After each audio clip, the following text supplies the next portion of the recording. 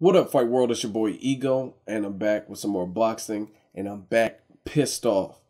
I was really looking forward to Gennady Golovkin versus Martin Murray. I thought it was a right fight, the right fight to make. A lot of people thought Martin Murray defeated Sergio Martinez, and Martinez was gifted with the hometown decision because the fight took place in Argentina.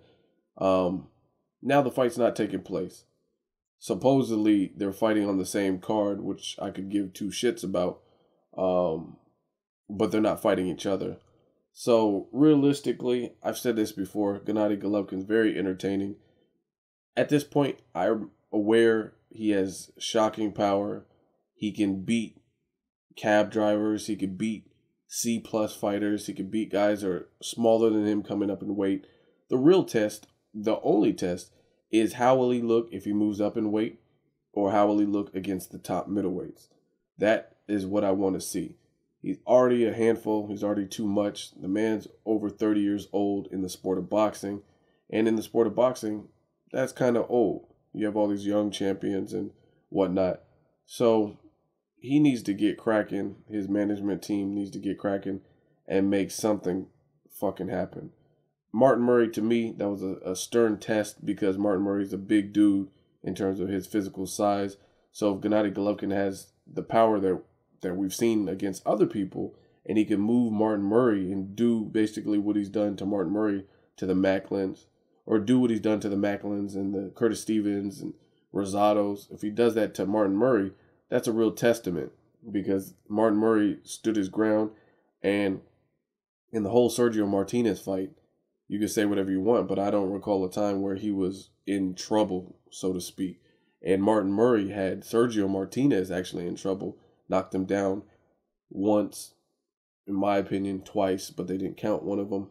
So if Gennady Golovkin ran through Martin Murray, then there's something special about his punching power and his game plan or whatever. So I was really looking forward to the fight. Now it's looking like this fight is not happening February 1st as previously reported. So sorry to let everyone down. And like I said, it pisses me off because at the same time, it has me thinking, who the fuck are they going to put in there in Monaco? Who's going to, like, what U.S. fighter, what middleweight is going to go to Monaco and fight Gennady Golovkin? I really don't see who's going to be available, which leads me to believe it's going to be a scrub. It's going to be another Ishida. It's going to be another guy moving up in weight. I don't want to see that. I want to see Gennady Golovkin against the top people. Not to mention the top people are with a rival promotional company, Golden Boy. Well, not all of them, but people like Peter Quillen. So I really don't know who he's going to fight. He's going to fight Daniel Gill. And even if he does, Daniel Gill just lost his belt to Darren Barker. So if he doesn't fight Quillen, Barker, or Sergio, I just don't see who he's going to fight. And February 1st, I'm willing to bet $100 that Sergio does not fight him February 1st as his first fight back, because that's really no time for a tune-up fight. And from what I heard, Sergio is willing to face Gennady Golovkin, but he was going to take on a tune-up fight. So off of back-to-back injuries and fights, I highly doubt Sergio Martinez would take a February 1st date against Gennady Golovkin, especially with how he's looked against other opponents, Curtis Stevens, Macklin, Rosado, etc., etc., etc. So I'm really fearful of who they fucking select for Triple G's next opponent, because he has the middleweight division pretty shook, and I really don't see who's going to go over there. Like, I have a feeling it's going to be, since Rosado's been holding his own at the 160-pound division, it's probably going to be a rematch, and I can live without that rematch.